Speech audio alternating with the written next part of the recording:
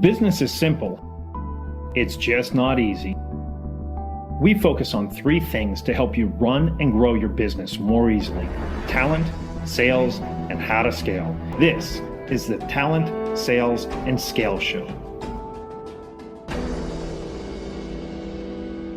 Hey everyone, Bryan Whittington with this episode of the Talent, Sales, and Scale Show. We have a real awesome treat today. We have Dave Kurlan. He is the CEO of Objective Management Group, and he also started a little place called Kurlan and Associates way back in 1985. This man is the guru, the content creating machine, all things about sales and hiring of salespeople. So excited for the conversation today. So with that said, welcome to the show, Dave. Thanks, Bryan. Thanks for thinking of me and inviting me on.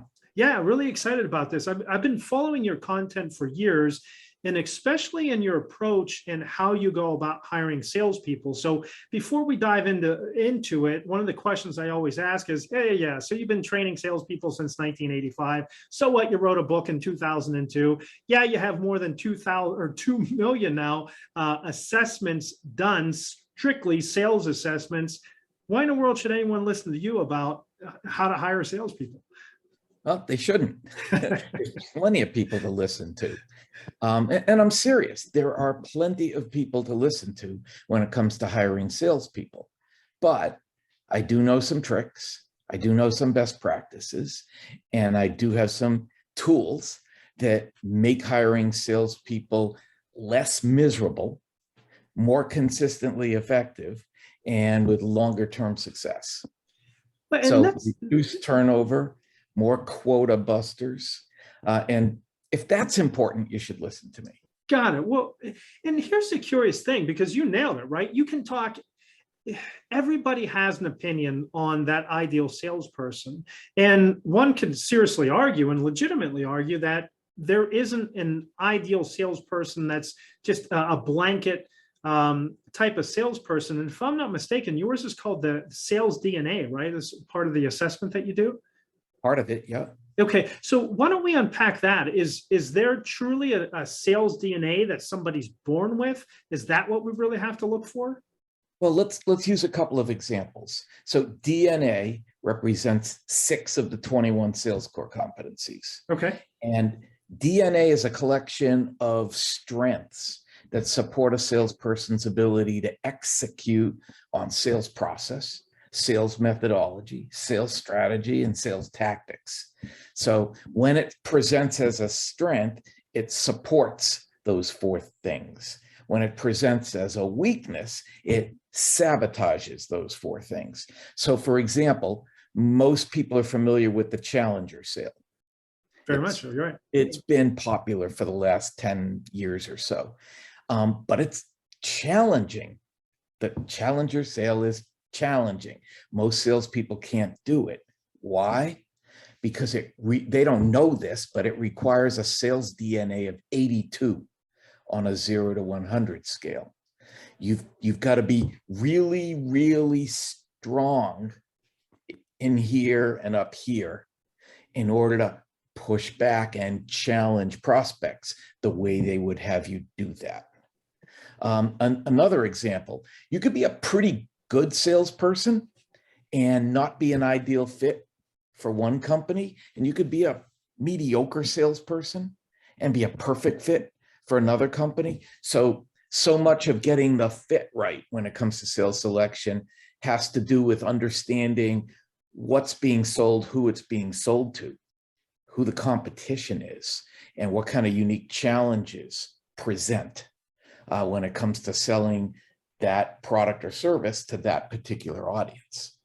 Right. So you said Challenger needs a DNA score of about 82, right?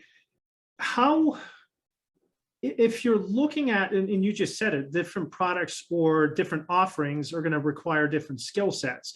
So if I'm brand new as a sales leader and I'm looking to create my sales team, what are maybe some steps that I should take, what are the steps that I should take to really unpack who is that ideal candidate profile? What should I really be looking into? Well, big picture, we really need to understand difficulty level. Okay. And difficulty can be They hop in a panel van and they go to the convenience stores in their territory and they fill shelves with devil dogs on one end of the difficulty spectrum. And on the other end of the difficulty spectrum, they're selling $1 million plus capital equipment or services to the CEO of Fortune 1000 companies against formidable competition, and they don't have the top of the line product to sell. Okay, so, and there's a whole lot of stuff in between. It's a small little gap there. Yeah, so the things to consider are, who by title do they need to get to? And of course, the higher up it goes, the higher the difficulty level is. How much money do they need to ask for? And the more money they need to ask for, the higher the difficulty level goes.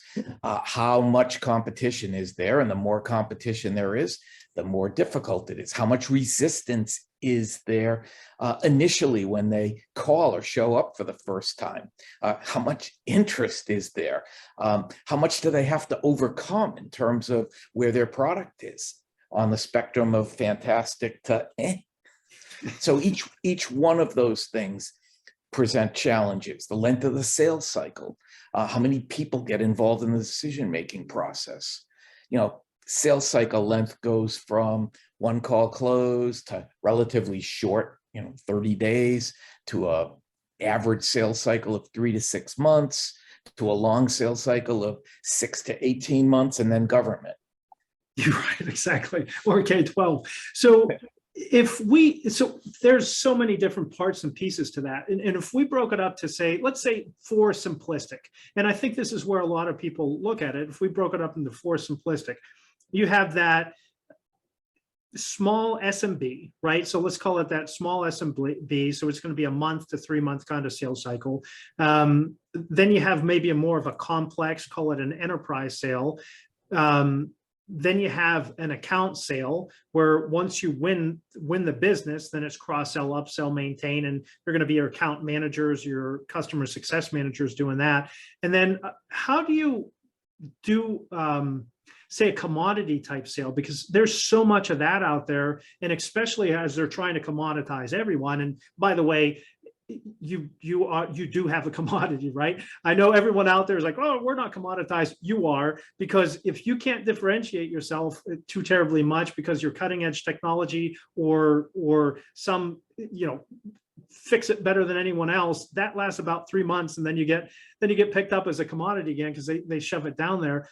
Are those really the 4 segments that we should look at in type of sales methodology or sales process? And then we can unpack the complexity and all that stuff. I mean, because there's so much in this, Dave, how do we start to unpack that a bit? Let's start with commodity. Okay. For most companies, is that even selling? Or is that just order taking? It is so transactional. Right?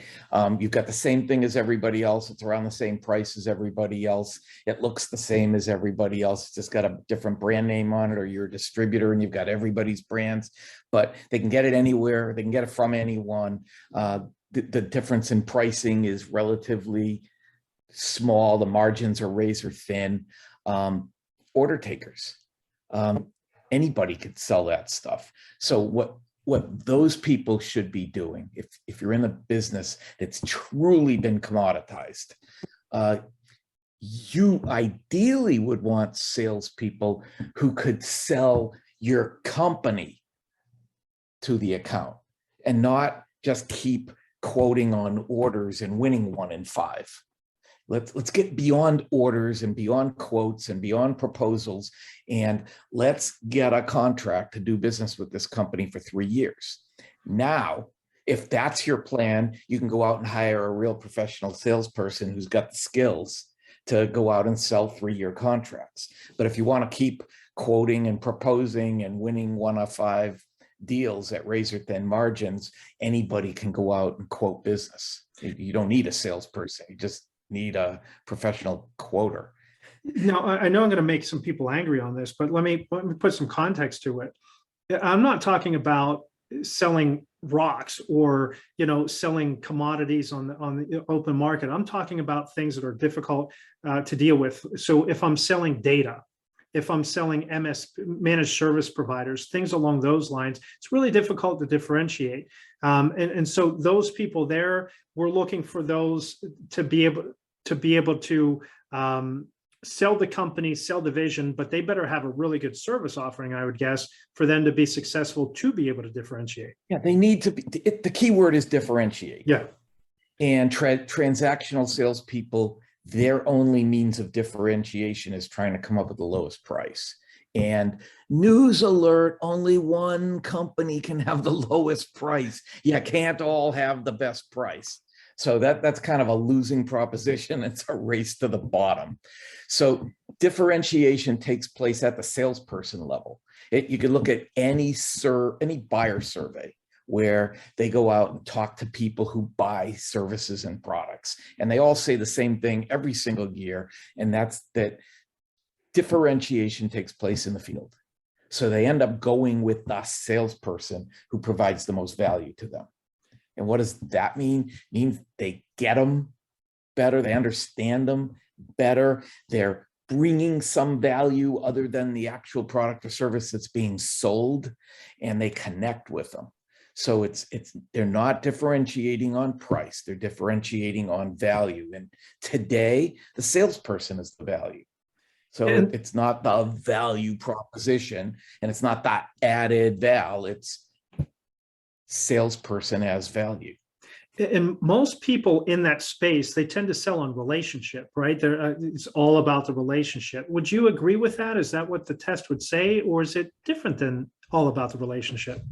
Well, they think they're selling on a relationship. They're trying to sell on a relationship, but the reality is they don't have that kind of quality relationships. I mean, yes, there are some salespeople who are really good at developing those relationships, but most salespeople are full of crap. If they truly believe they're building lifelong quality relationships and take the time to do that, hoping to get the business because they built a lifelong high quality relationship, that's a figment of their imagination. Just because someone takes your call and has a donut and coffee with you does not mean you've got the kind of relationship that cements their business and friendship for a lifetime.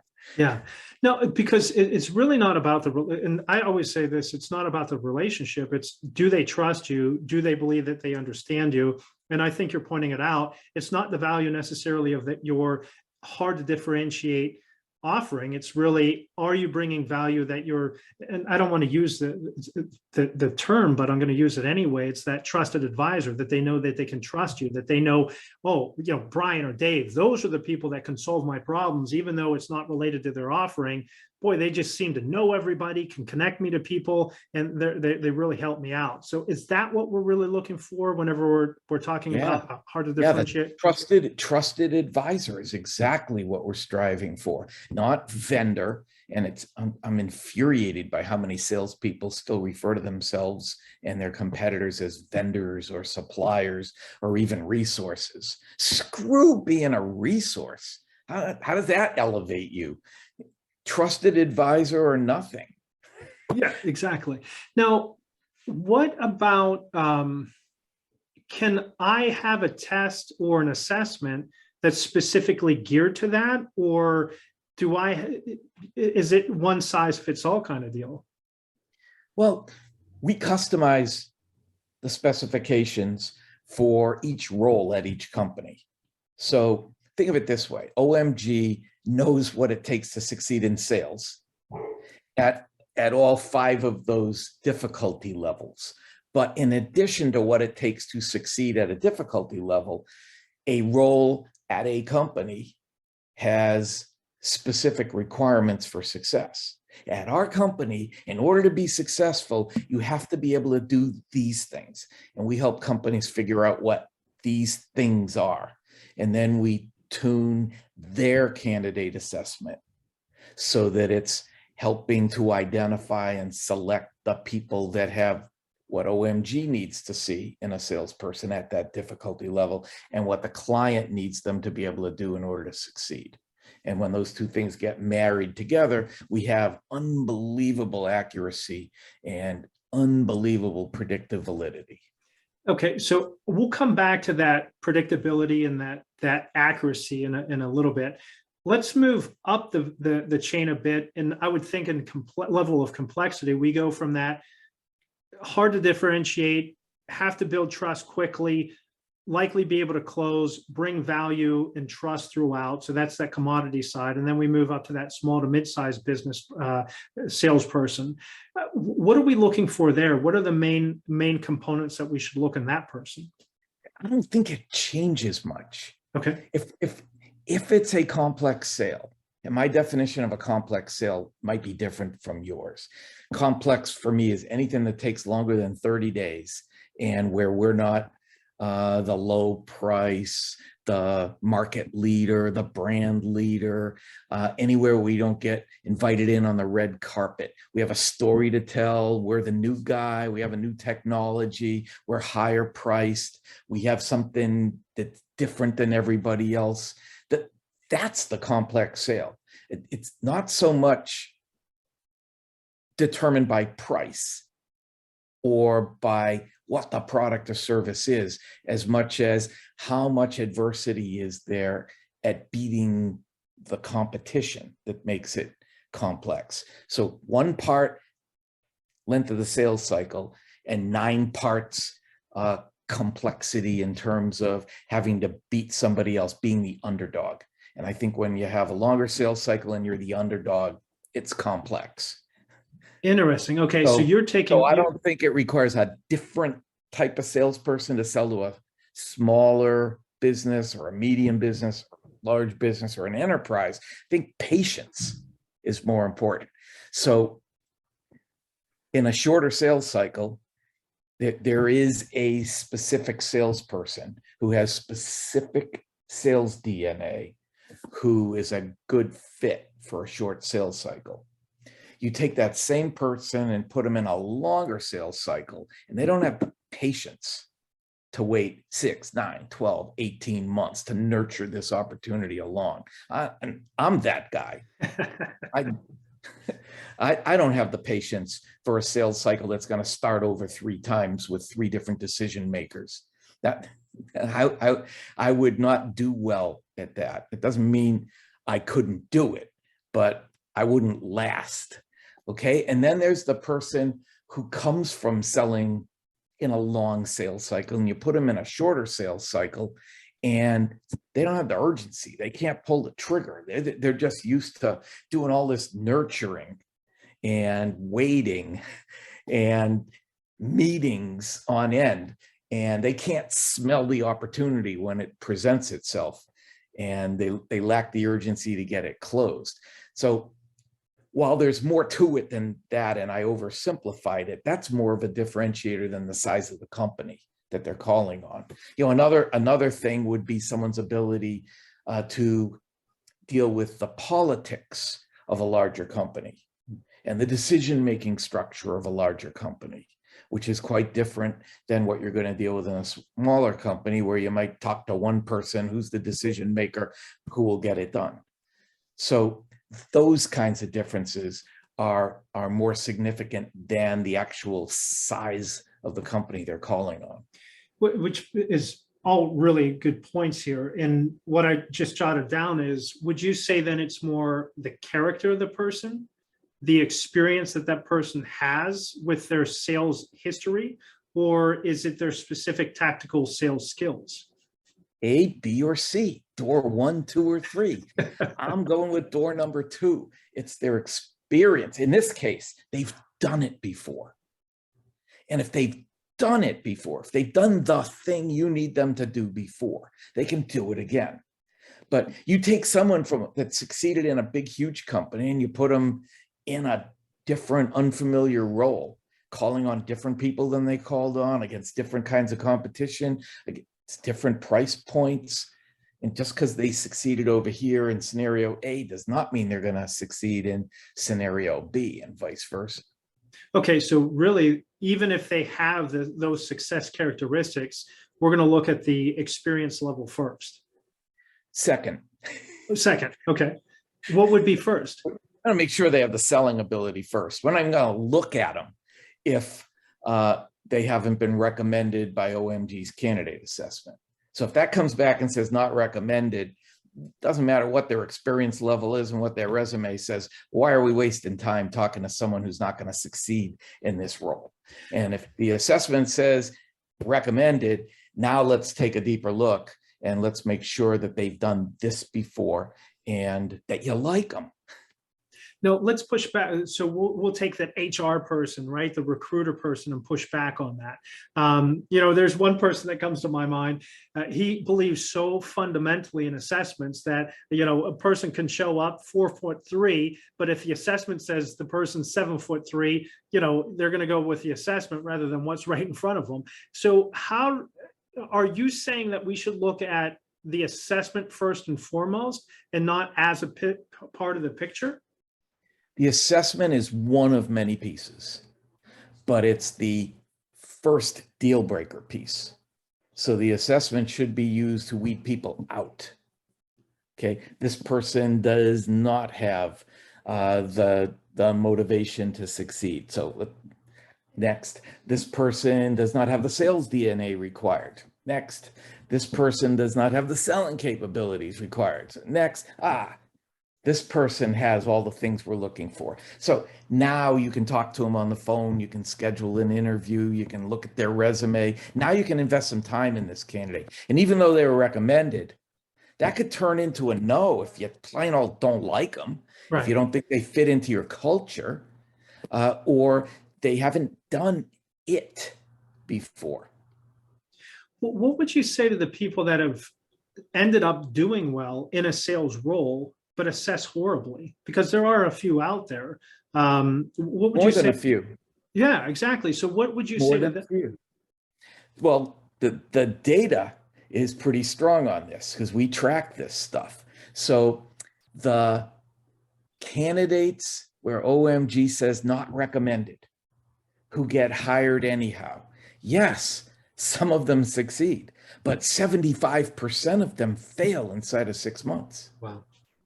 So, do you go hoping that they're one of the 25%ers, or do you play it safe and just rely on the fact that 3 out of 4 times you're going to get it wrong?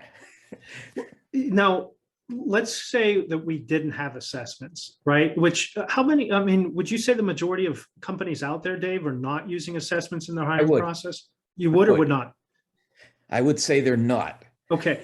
Now, how, and these statistics like the back of your hand, I'm guessing, how many salespeople end up failing? Exactly. I had it written down. How many salespeople end up failing that just overall, whether assessed or not, how many salespeople end up failing in, say, year 1, 2, or 3? I can't break it up by year. Okay. But we know that fewer than 50% of all salespeople are hitting their quota. Yeah, last year was 54%. Right? Yeah, it's an embarrassment to the profession that half of the people that are working in the profession aren't doing their jobs. Now, is that because they're horrible salespeople, or is it because they're getting wrong quotas? Or their managers suck. Yeah, exactly, right? So, okay, so 54% are missing. How do you have any sense about how many are having to get or getting fired because of poor performance? Let's answer the question. Yeah. Is it because they're horrible salespeople, the quotas are wrong, or the salespeople suck? Well, half the people are hitting quotas. You're right. So it's probably not the quotas, and it's probably not the sales managers, although they certainly play a part. But half of them are doing it on their own, even with the crappy sales managers. All right, that's a valid point. That's a really good point, actually. So it's a combination of those three, but they're really crappy salespeople. Now, so if they're so bad, how are they getting hired then? Again, let's take off the table because they're not assessing them. That's the easy answer. But why are salespeople really so difficult to hire? Well, historically, they're not difficult to hire, or at least any salesperson isn't. Well, the good ones, I mean. Good ones. Most sales managers, hiring managers, don't know what good looks like. They don't recognize it when it's sitting in front of them. All they have to go by is the piece of paper that the fake resume is on and their personality, neither of which have any bearing whatsoever on whether the salesperson's any good. And this salesperson sitting in front of me could have been the top salesperson at the previous company, but it was a company where he was selling ballpoint pens to purchasing agents at Walmart. And now we need them to sell SaaS software to the C-suite of medium-sized companies. It's just totally different. You're taking a square peg and putting it a round hole. That prior success is not going to contribute to what needs to be done here. Yeah, no, and that's a curious thing. You brought up SaaS, because SaaS people love to point out you have to have had blankety blank years of SaaS experience, SaaS experience. It's important to have SaaS experience, or is it important to be able to have that challenger sales mentality, that ability to uncover the real root cause of the problem, identify pain, point out the gain, take them through sales process? Is it more important, that latter part, or that experience in specifically SaaS? I don't think the experience in SaaS matters at all. What matters is basically two things, assuming they have the drive. Okay. Two things. One, have they called on these people that you need them to call on before? So they've already got a track record of being able to reach those people, meet those people. They have relationships with those people. They don't have to be from the industry, but you pick any business, any product, any service that's being sold to any audience. And, there's 50 to 100 different things being sold to that audience. So they don't have to come from the industry. They just need to be from an industry or a vertical that runs parallel, where they're talking to the same people, they're selling to the same people. So if they've got that in their history and they have strong consultative selling skills, then that's a salesperson that's probably going to succeed. Now, that assumes that some hunting is being done to build a pipeline. Yeah. Now, do we need this salesperson to do the hunting, or is there another team of BDRs that's going to do it for them? I don't know, but that's built into the specification for the salesperson that we're trying to attract. Okay, so let's go to this hiring manager. Yeah. Okay, so what? But I can, the people that I know do well with me, Dave, they have to be athletes. Oh yeah, athletes. They're the ones for sure. Just like ex-military, they're the ones. Do you know that star athletes as a class suck at selling? Oh, they're plenty competitive. Oh, they love to win. But you know who can't build relationships? Star athletes, because they were the ones that everybody wanted a piece of when they were an athlete. They never had to do the work. Everyone surrounded them and, oh, pick me, be my friend, go out with me. They never had to do the work. All right, so the other ones that I hear are good athlete, or they have to be good athletes. Shoot, I'm trying to think of some of the other ones that I hear all the time. So I guess the biggest ones are they have to have sold in this industry, or top athletes. Those are the ones that I hear a lot. And you're saying, so what? As long as they have these. Give me a break. Yeah, go ahead. Now, you had mentioned that there's 6 of 21 core competencies that your DNA, your sales DNA looks at. What are the 6 core competencies that those look at? The 6 Sales DNA competencies are: 1, how much they need to be liked. Okay. The more they need to be liked, the harder it is to ask questions and push back. 2, their ability to stay in the moment. If they can stay in the moment and their mind doesn't wander, they can control their thoughts, they can listen, because you can't ask a good question if you didn't listen to what you're going to ask the question about. But if their mind wanders and they get ahead of themselves and they're already planning 6 moves ahead, they're not going to hear what the prospect is saying. Therefore, the next question doesn't get formulated. So would that be listening skill set or mindfulness or presence? Call it ability to stay in the moment. Okay, we'll go with that one. All right. So ability to stay in the moment. What else? Third one would be their collection of beliefs. Do those beliefs support successful sales actions and outcomes, or do they sabotage them? The fourth one would be how comfortable they are talking about money.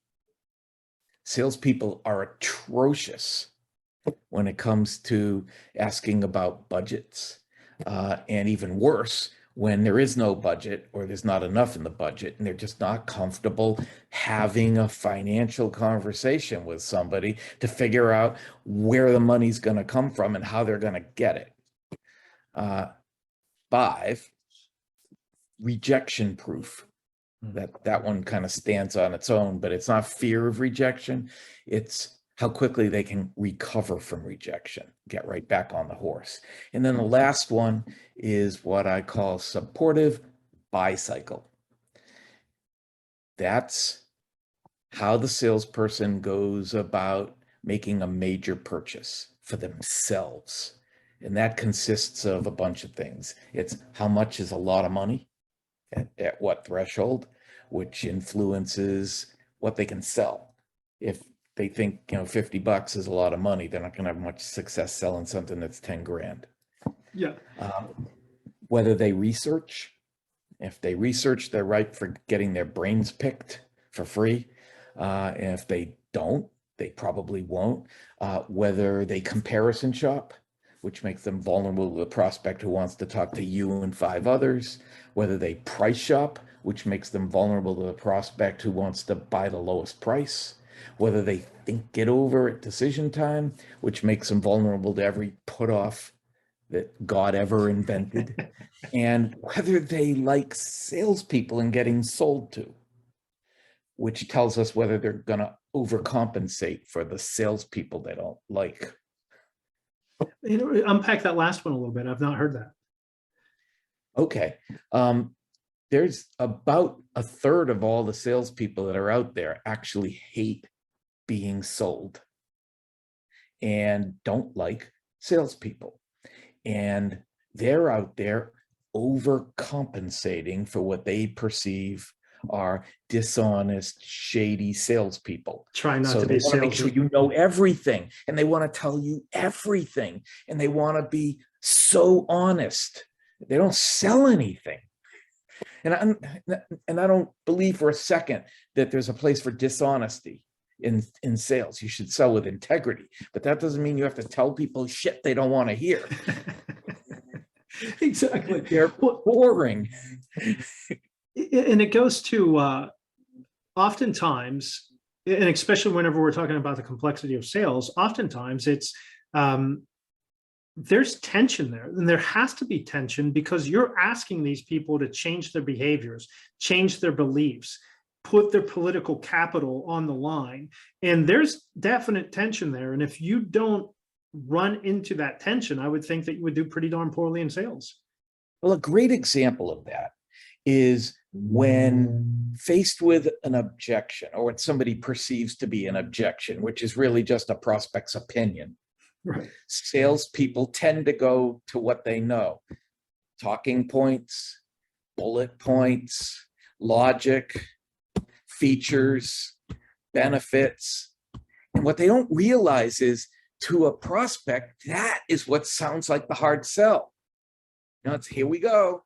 But the product does this, this, and this, and it has this, this, and this, and I'll be able to do this, this, and this, and you'll be able to get that, that, and that. That's the hard sell. And all these salespeople who think they're just playing it straight and relating the facts and the logic never see it, never see the pressure and the anxiety building on a prospect. And the good salespeople know that all they have to do is just lower resistance. It's a really interesting point, because a lot of times that we talk to, you'll find a lot of engineers. Engineers tend to hate salespeople, right? And they're so, opposed to being salesy, that they are the worst salespeople whenever they have to actually sell, because they go right into that. I've never put those That's two together. exactly the person I'm talking about. Interesting. Okay. And in reality, because the other side of that fence is, if you can get an engineer who has high EQ, because they're very process oriented, they're very good at problem solving, they can ask great questions. If they can take and reverse that to, well, let's talk a little bit more about that. Help me understand and ask the right questions to be able to unpack that, and then problem solve with them and make it Dave's idea, not mine. That's what we're really looking for them to be able to do. But the one more thing you have to do with that engineer, humanize them. Right. They have to do it with some personality. Yeah. It has to be a conversation, and they tend to get a little bit intense because they're engineers, so they're talking about the stuff they're passionate about. So they tend to get wound up a little bit. Interesting. Okay. Now, okay, so that the list is need to be liked. So the reason that's a challenge, if I need to be liked, I'm not going to prospect, because most of the time I'm going to get rejected, or I'm going to have a really fat pipeline and no sales coming out. I'll go to their birthday party. I just won't sell them anything ever. We'll just be best friends, right? But you'll be good at making friends. All right, got it. So that's need to be liked. I just want to make sure that everybody understands there's a difference between being likable and needing people to like you. I'm likable, but I don't like people. So I don't need anybody to like me, praise me, think about me. I just don't care. So I can say anything to anybody at any time. Don't test them. All right. So that's need to be liked, and then able to stay in the moment. And that's if you're thinking of all the different things that you're going to say, or the rebuttals, and you're not paying attention to what they're saying and digging it in, you're going to completely miss everything that they're telling you of why and how they're going to buy, because you're too busy about thinking, oh, there's this feature, this benefit that goes into that. Is that an accurate summary of that one? You can listen to one of two people. You can listen to them, or you can listen to the voice in your head. You need to pick the right one. Yeah, and the voice in your head is probably giving you the wrong info. Supportive, I put number 3, Supportive bicycle, beliefs, supportive beliefs. That's right. Okay, so and then supportive beliefs, that's a curious one, because that's all in the headspace. That's, you're going to step on your own toe and you're going to get in your own way. And so if you think you're going to lose, you're right. So how do you work with somebody or identify those non-supportive beliefs? Well, the OMG assessment identifies all the non-supportive sales beliefs. And if there are enough of them, that competency will show up as a weakness. And if that's the only weakness, hey, no big deal. You gradually reprogram those beliefs. But if it's that and 3 others, 1 + 1 does not equal 2 in this case. With each additional sales DNA competency that turns red as a weakness, it gets significantly more difficult for that salesperson to succeed in a difficult selling situation. We also talked a low money concept. So if they're cheap, they're not going to sell expensive stuff. We talked about rejection proof, and that's not feeling the sting, but being able to recover after that, right? Not have to go grab a cup of coffee, suck their thumb a little bit, and walk away, that they can jump back into it fairly quickly. Right. Okay. And then the last one was supportive buy cycle. And I don't think a lot of people even consider that, because if I'm not mistaken, one of your favorite interview questions is, tell me about something that you purchased that was expensive. 1, how much was it, and how'd you go about it? Is that right? Yeah, but if you're using the assessment, you don't have to waste time doing that. There you go. Now, is that across all sales? So even account sales, enterprise sales, is that same DNA across all of them that we're looking at? That's a great question. So in the customization of the assessment, certain DNA might be more prominent than other DNA because of the requirements of the role. So we ask the questions, across all the roles, but then how we use the findings differs based on the role in the company and the audience. Okay, so it's going to be weighted differently. And I would love to hear those other, I can't do the math real quick. The other 15 15, competence? yeah, thank you. The other 15 competence. Do you want to lay those out real quick? Like, Yeah, 5 of them are in the bucket we call will to sell. okay. That's like grit. It's like the last 2 minutes of the basketball game. It's crunch time. Okay, so that's desire, how badly they want to achieve greater success, commitment, their willingness to do what it takes to achieve greater success, outlook, how they feel about themselves as a salesperson, responsibility, whether or not they take responsibility for their actions and results, or they externalize or rationalize and make excuses, and motivation, how motivated they are, the what behind desire. Is So that's motivation 5. tied to goals? It can be, yeah. Goals is a subset of motivation. Okay, got it. So do they have the sales DNA? Do they have the will to sell? So that's 5 of the 15. It sounds like you rattled that off. Now we're up to 11, and the last 10 are tactical. Okay. And these are the competencies people will be familiar with.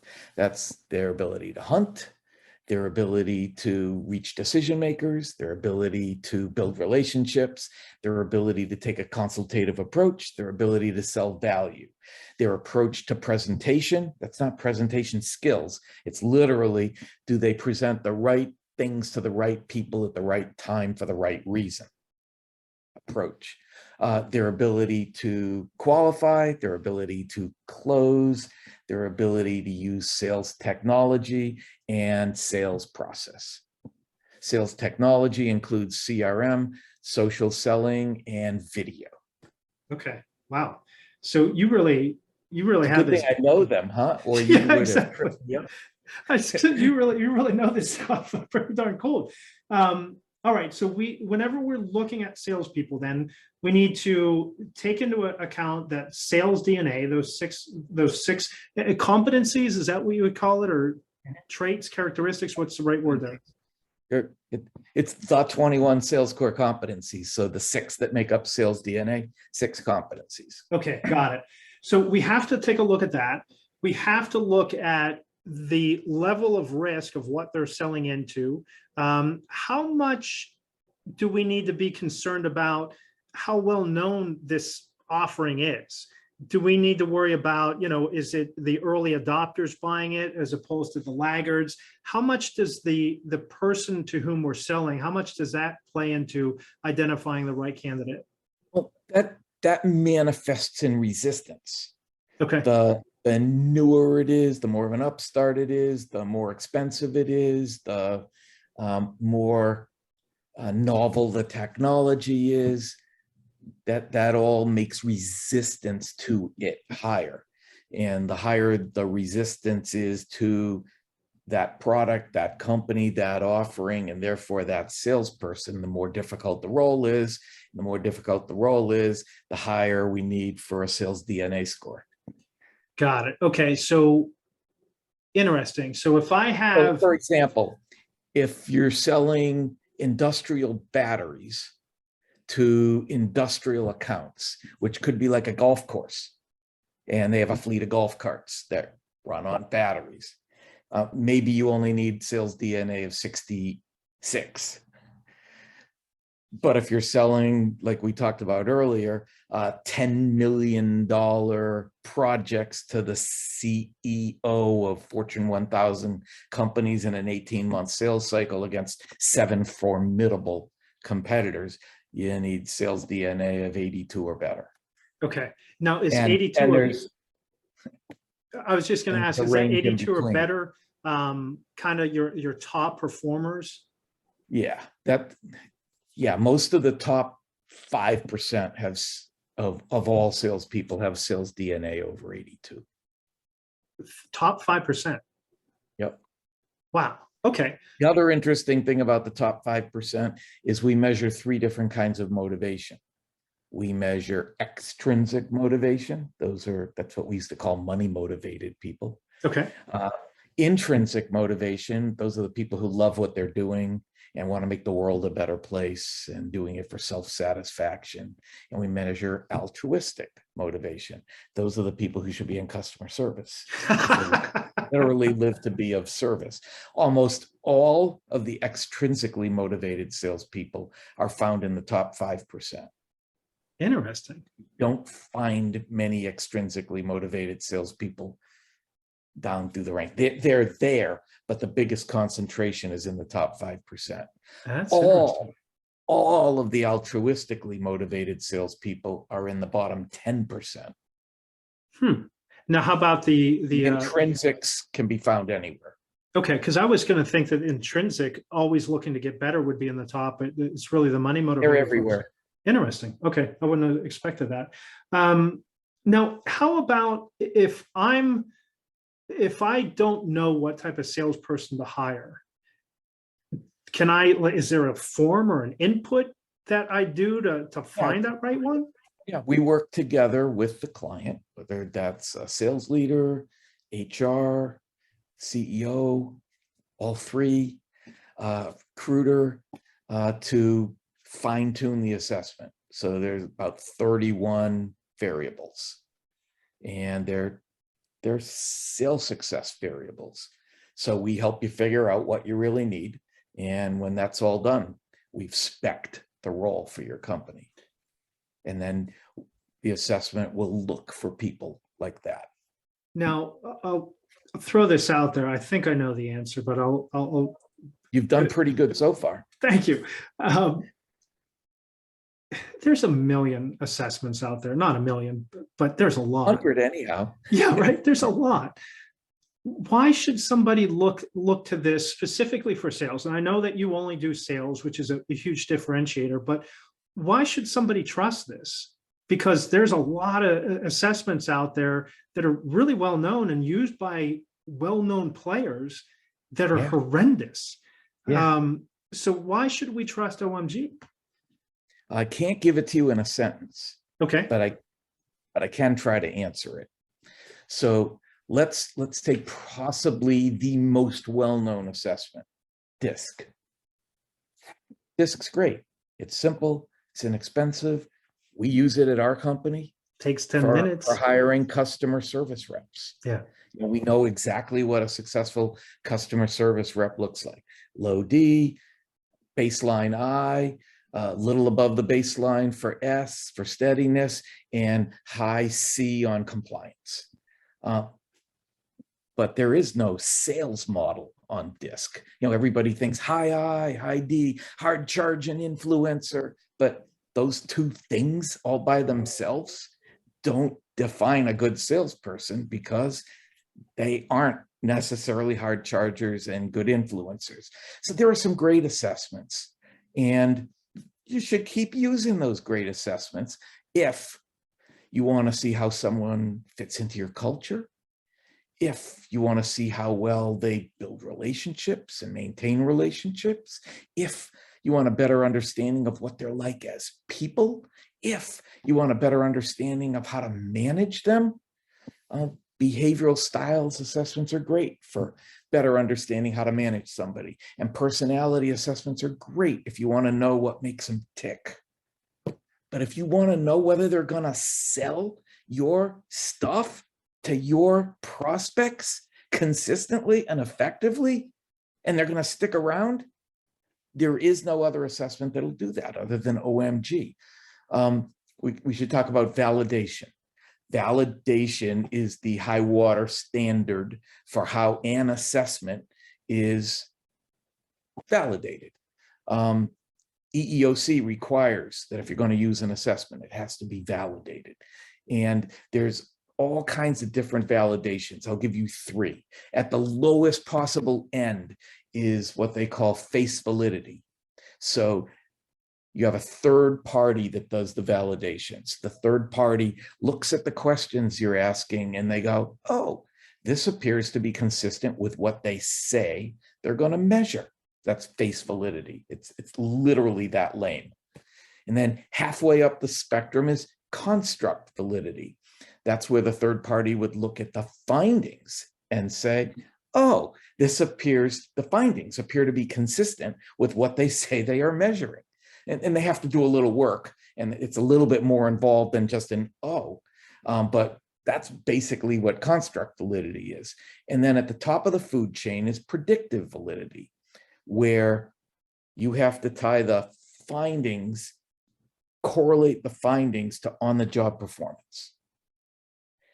And no other assessment uses predictive validity because it takes too long and it costs too much money to get the validation, because you have to go out to end users and they have to agree to participate and they have to share their data. And not many people want to do that. And because of how long it takes, it drives the cost of validation way, way, way up. We only use predictive validity.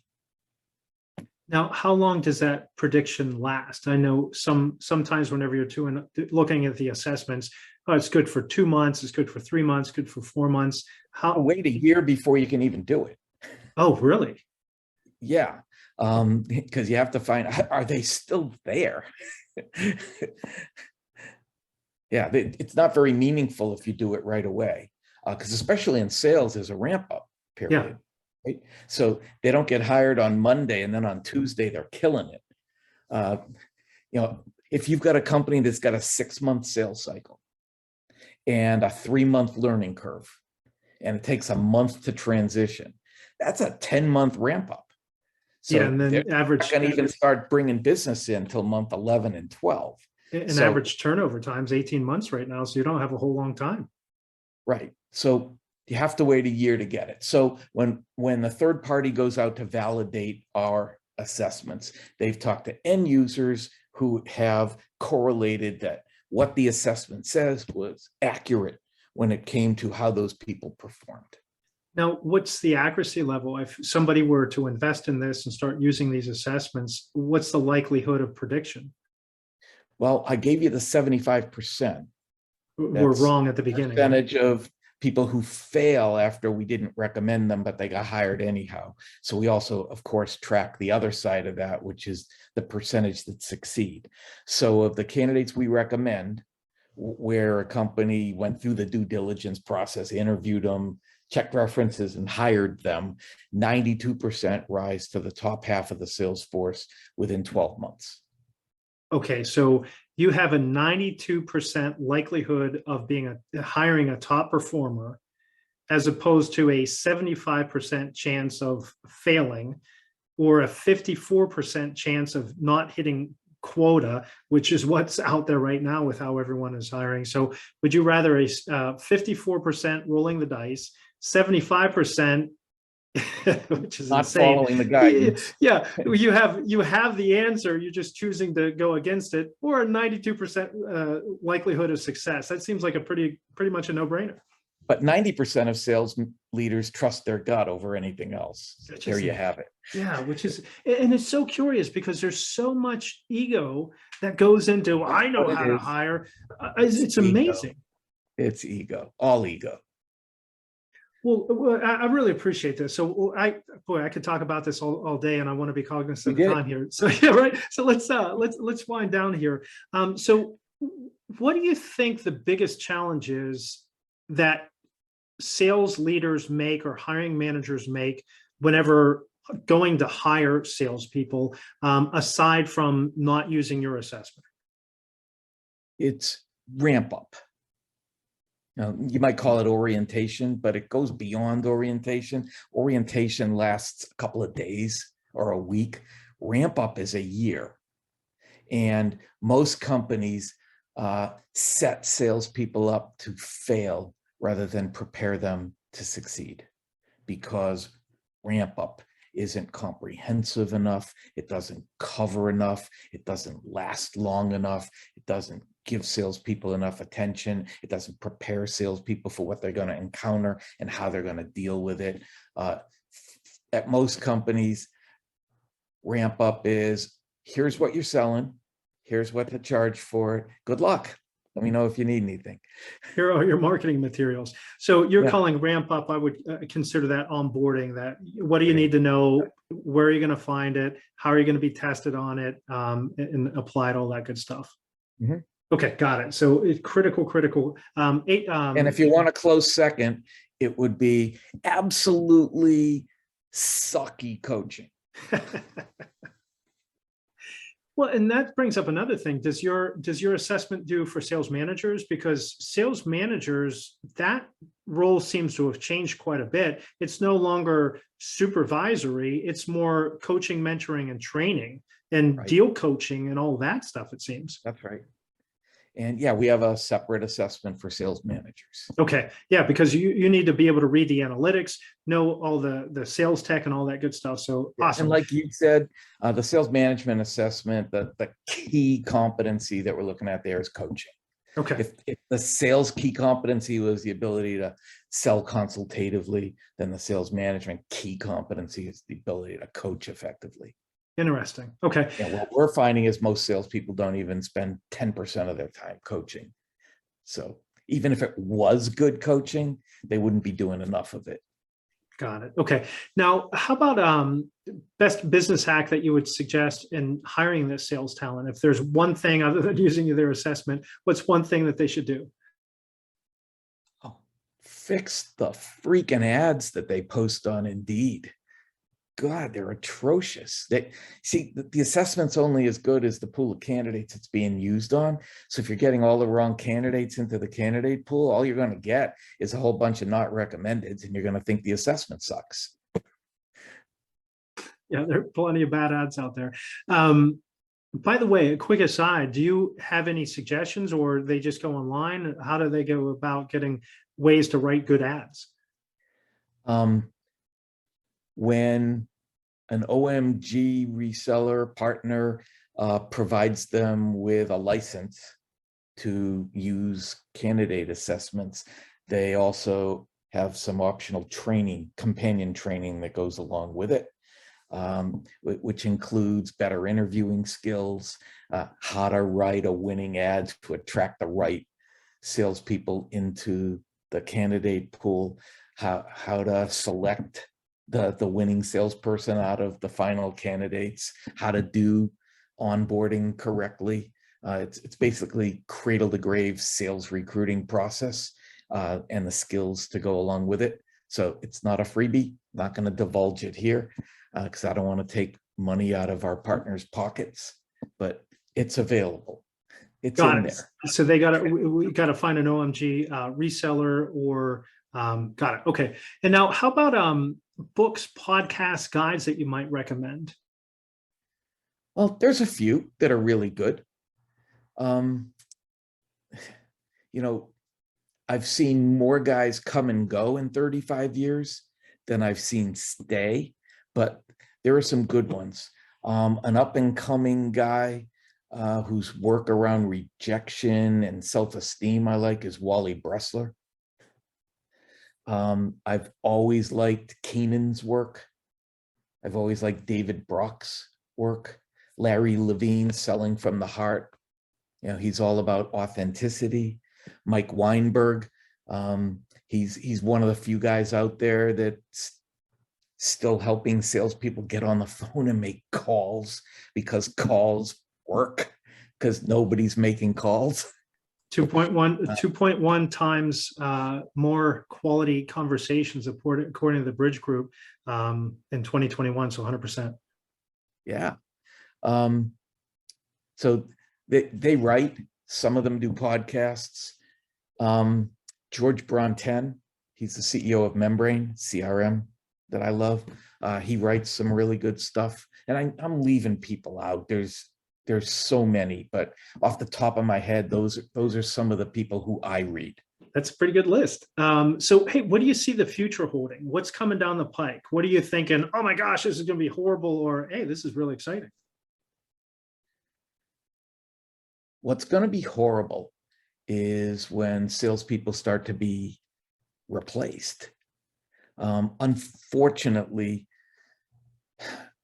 people are enthralled with artificial intelligence, and bots are going to be replacing anything that is remotely transactional in the sales process, which is going to turn people off even more. And they're not going to know whether they're having a conversation with a sales bot or a human, although probably going to be obvious after a couple of interchanges. But I hate that part of where selling is going with the use of additional automation and artificial learning, machine learning, artificial intelligence.